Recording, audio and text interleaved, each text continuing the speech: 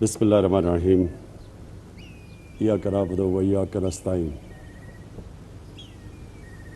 آج international women's day ہے اور فاطمہ جناح یونیورسٹی کے اندر جو یہ فنکشن ہوئی، میں اس فنکشن میں آتے ہوئے جتنے بھی ہماری خواتین ہیں پاکستان میں ان کو یہ پیغام دینا چاہتا ہوں کہ انشاءاللہ جب اس ملک کی تاریخ لکھی جائے گی تو جس گورنمنٹ نے دل سے ووٹ لینے کے لیے نہیں، دل سے اپنی خواتین کو امپاور کیا، یعنی ان کو اپنے پیر پہ کھڑا کیا، وہ انشاءاللہ یہ ہماری حکومت ہوگی۔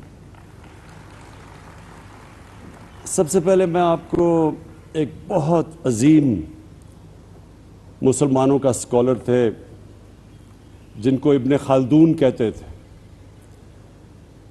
یہ ماڈرن ہسٹری کے باپ سمجھے جاتے ہیں۔ آج سے 800 سال پہلے انہوں نے ایک بات کہی تھی، انہوں نے کہا میں نے جتنی بھی قرآن شریف کا مطالعہ کیا ہے،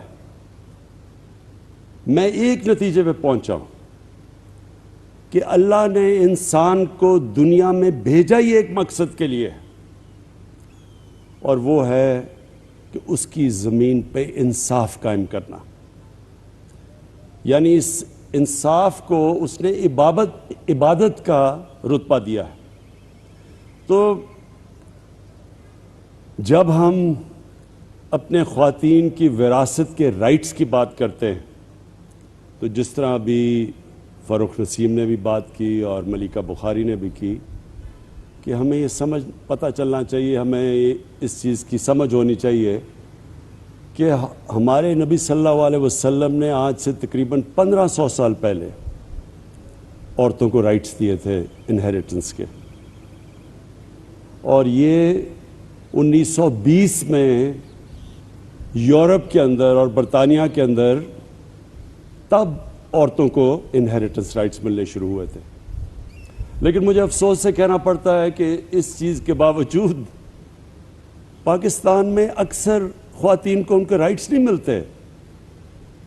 میرا حلقہ میاں والی، تو میں جب میاں والی کے اندر دیہاتی حلقے میں پھرتا تھا تو وہاں تو کوئی تصور ہی نہیں تھا کہ عورتوں کو ان کا حق دینا جائیداد کے اندر۔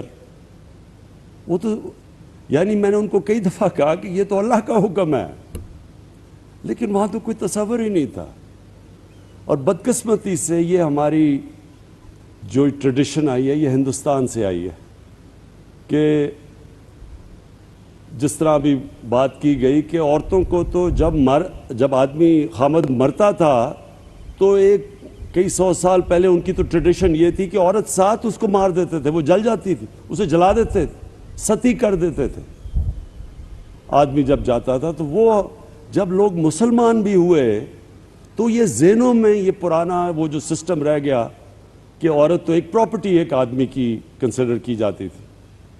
تو لہٰذا اس وجہ سے یہ ہمارے ابھی انہوں نے جو فاروق نسیم نے بات کی، آپ جس طرح ساؤتھ چلے جائیں جو فیوڈل سسٹم ہے، یہ فیوڈل سسٹم کے اندر عورتوں کو رائٹس نہیں ہیں،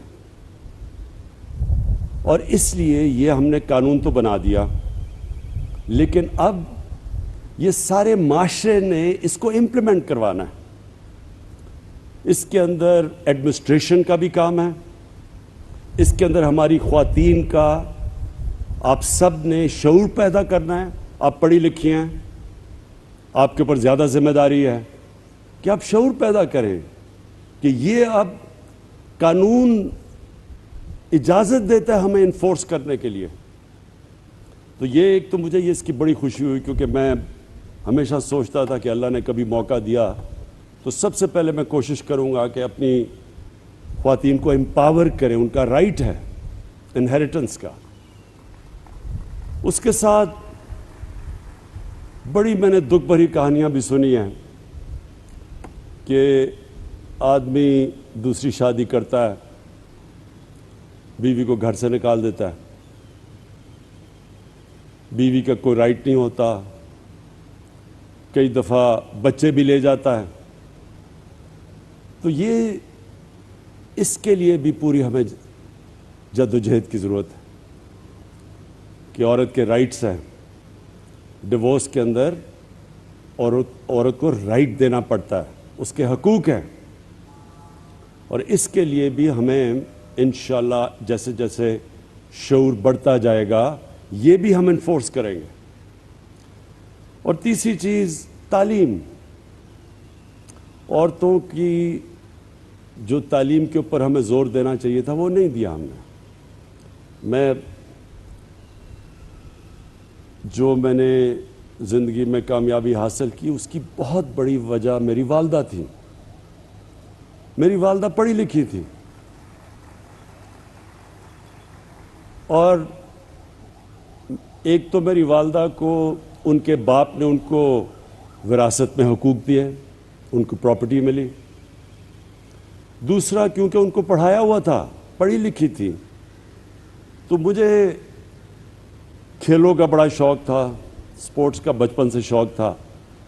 تو اگر وہ مجھے ہوم ورک نہ کرواتی میں نے کبھی پڑھنا نہیں تھا، کیونکہ عموماً جو سپورٹس مین ہوتے ہیں وہ پڑھتے نہیں ہیں، کیونکہ ایک آپ کو اوپر پہنچنے کے لیے آپ میں جنون ہوتا ہے. تو وہ جنون جب آپ کو ایک چیز سے ہو جاتا ہے تو ایک ہیومن مائنڈ جو ہوتا ہے وہ دوسری چیزوں پہ کانسنٹریٹ نہیں کرتا. تو وہ میری والدہ کو آج بھی میں کریڈٹ دیتا ہوں کہ وہ زبردستی جو مجھے ہوم ورک کرواتی تھی، اور وہ کیونکہ وہ پڑھی لکھی تھی. تو یہ جو اللہ نے مجھے کامیابی دی اس میں بہت بڑا میری والدہ کا ہاتھ تھا. تو میں اب سوچتا ہوں کہ وہ گھر، اور وہ اتنے زیادہ گھر ہیں جدھر والدہ پڑھی لکھی نہیں ہے، وہ بچوں کو بہت بڑی ڈس ایڈوانٹیج ہے. اس لیے ہم نے اپنے احساس پروگرام میں، پہلے تو میں یہ آپ کو بتاؤں کہ احساس پروگرام 98% جو پیسہ ہم ڈسٹریبیوٹ کرتے ہیں، جو اب تک تقریباً 500 ارب روپیہ ڈسٹریبیوٹ کر چکے ہیں، وہ عورتوں کے تھرو کرتے ہیں. 98% احساس کا پیسہ خواتین کے ذریعے ہم بانٹتے ہیں. اور دوسری چیز جو ہم سٹائپنڈز دیتے ہیں، ہم جو بچے سکولوں کے اندر نہیں پڑھ رہے، لڑکے اور لڑکیاں سکولوں سے باہر ہیں، ہم زیادہ پیسہ دیتے ہیں. جو سٹائپنڈ ہے کہ اگر آپ اپنی بچی کو پڑھائیں گے تو ماں باپ کو ہم پیسے دیتے ہیں کہ اپنی بچیوں کو اسکول میں ڈالیں. اور پھر سے اس کی وجہ یہ ہے کہ جب ایک ماں پڑھی لکھی ہوتی ہے وہ سارا گھر اٹھا دیتی ہے. میرے میاں والی میں جب میں کیمپین کرتا تھا تو وہاں ہمارا ایک عیسیٰ خیل کی تحصیل ہے، وہ بالکل کونے پہ ہے. تو وہاں نہ کوئی ٹیچرز جاتے تھے پنجاب سے، اور نہ ہی وہاں کوئی نرسز ملتی تھیں. اس کا نتیجہ کیا ہوا کہ وہاں لڑکیوں کے اسکول کے اندر ہمیں استانیہ نہیں ملتی تھی، ہمارے ہاسپٹل میں نرسز نہیں ملتی تھی، کیونکہ وہاں بچیاں پڑھتی نہیں تھیں، کیونکہ اسکول خالی پڑے تھے. تو وہ بھی میں نے ہمیشہ یہ سوچا کہ جب تک ہم اپنی بچیوں کو نہیں پڑھائیں گے یہ ملک آگے نہیں بڑھ سکتا.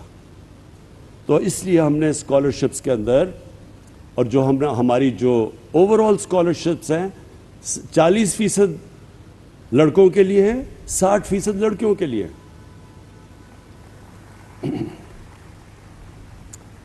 اب میں دو اور باتیں کرتا ہوں.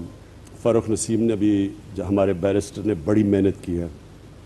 دیکھیں ہمارا مسئلہ، سب سے بڑا مسئلہ پاکستان کا یہ ہے، اس کو انگریزی میں کہتے ہیں رول آف لا، قانون کی حکمرانی. مدینہ کی ریاست کی جب ہم بات کرتے ہیں تو یاد رکھیں اس کی بنیاد دو پلرز، دو اصولوں کے اوپر رکھی گئی تھی. میں اس لیے چاہتا ہوں کہ آپ کو یہ پتہ ہونا چاہیے، آپ اس ملک کے شہری ہیں جو اسلام کے نام پہ بنا تھا. باقی کوئی ملک دنیا میں اسلام کے نام پہ نہیں بنا. ایران میں ایرانی تھے اور عرب تھے اور مصری تھے، لیکن پاکستان اسلام کے نام پہ بنا تھا. اور یہ اس لیے بنا تھا کہ علامہ اقبال کی بڑی خواب تھی کہ ہم دنیا میں ایک مثال بنائیں گے کہ وہ اصل اسلام کیا تھا، جس کی وجہ سے وہ جو اصول طے کیے گئے تھے مدینہ کی ریاست میں، وہ دنیا کی انہوں نے امامت کی، تاریخ کا حصہ ہے. اس لیے یہ ملک بنا تھا. تو اس کی جو بنیاد رکھی گئی تھی، ایک قانون کی حکمرانی. ہمارے نبی صلی اللہ علیہ وسلم نے کہا تھا کہ جب ایک معاشرہ تباہ تب ہوتا ہے، اور تمہارے سے پہلے معاشرے تباہ ہوئے، کہ طاقتور چوری کرے تو اس کو چھوڑ دیں، آپ اس کو پکڑے نہ، جیل میں نہ ڈالیں، اور جب کمزور چوری کرے تو اسے جیل میں ڈال دیں. انہوں نے یہ کہا کہ یہ اس سے معاشرہ تباہ ہوتا ہے، یعنی کہ جب آپ طاقتور کو قانون کے نیچے نہیں لا سکتے. یہ نمبر 1 انہوں نے. اور پھر کہا کہ میری بیٹی بھی چوری کرے گی تو اس کو میں سزا دوں گا. اور دوسری امر بالمعروف. قرآن کی آیت ہے کہ میں نے تمہیں سب سے عظیم قوم بنایا، اللہ کی سب سے عظیم قوم دنیا کی امامت کرنے کے لیے. اور پھر کہا تم اچھائی کے ساتھ کھڑے ہوتے ہو، اچھائی کے لیے جہاد کرتے ہو، اور برائی یا بدی کو اس کے خلاف ہوتے ہو، اس کے خلاف جہاد کرتے ہو. یعنی اچھے برے کی آپ تمیز کرتے ہیں. یہ 2 اصول تھے. تو جو قانون کی حکمرانی ہے وہ اس لیے مشکل ہمارے ملک میں سب سے بڑی جہاد ہم لڑ رہے ہیں کیونکہ یہاں طاقتور قانون کے نیچے نہیں آنا چاہتا. وہ NRO مانگتا ہے، وہ بلیک میل کرتا ہے کہ اگر آپ نے میری چوری معاف نہ کی، مجھے نہ کیا تو میں آپ کو گورنمنٹ گرا دوں گا. یہ ہے یہاں ملک کا المیہ بنا ہوا. اور جنرل مشرف جیسا ملٹری ڈکٹیٹر نے بھی گھٹنے ٹیک کے NRO دے دیے. لیکن آپ کے سامنے جو آدمی کھڑا ہے وہ NRO تو نہیں دینے لگا، لیکن وہ یہ آپ کو آج کہہ دے کہ وہ جب تک زندہ ہے ان کو NRO نہیں دے گا.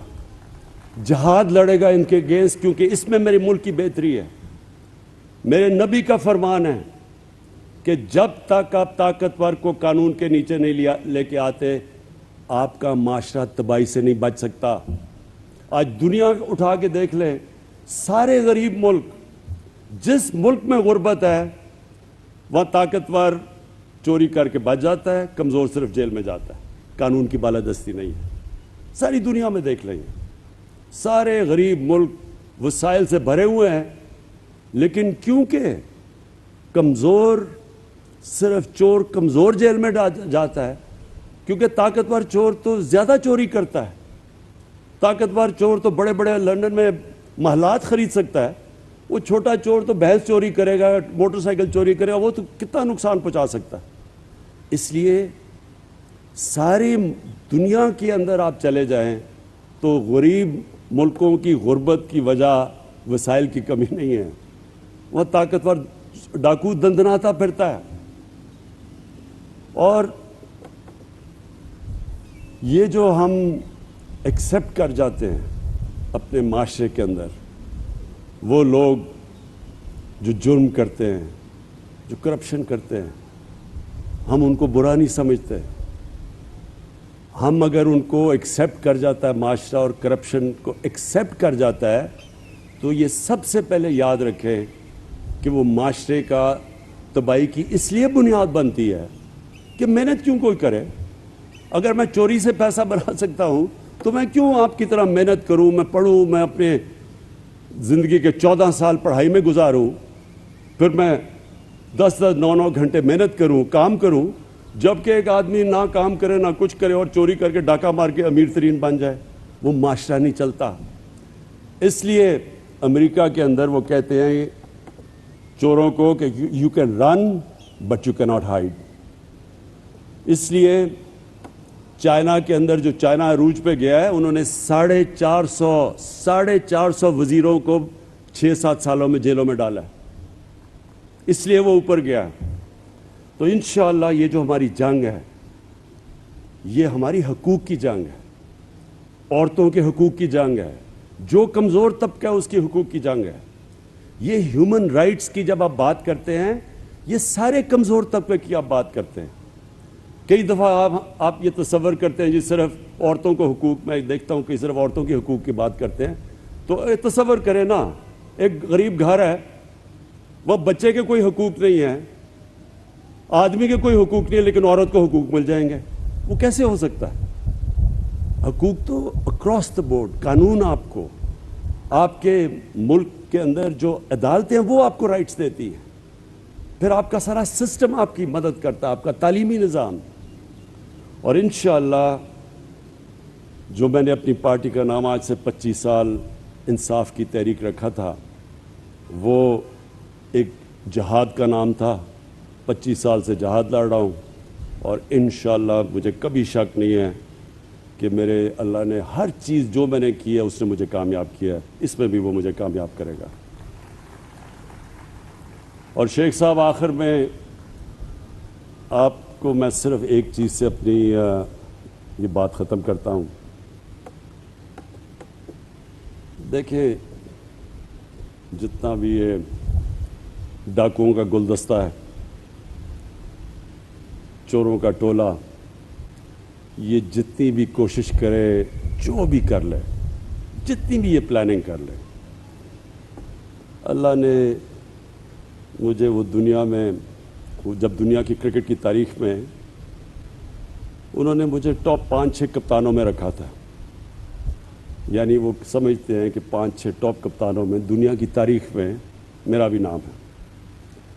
تو جو کپتان ہیں شیخ صاحب, یہ یاد رکھیں, کپتان جب میچ کھیلتا ہے نا تو وہ اپنے مخالف کی ہر چیز کے لیے تیار ہوتا ہے کہ اگر وہ ٹاس جیتے گا تو میں کیا کروں گا, میں ٹاس جیتوں گا تو میری ٹیم کیا ہوگی, وہ اگر وکٹ تیز بلائے گا تو میں کون سی بولنگ کھلاؤں گا.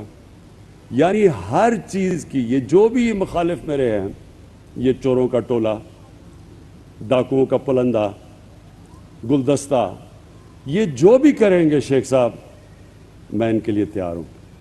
شکریہ.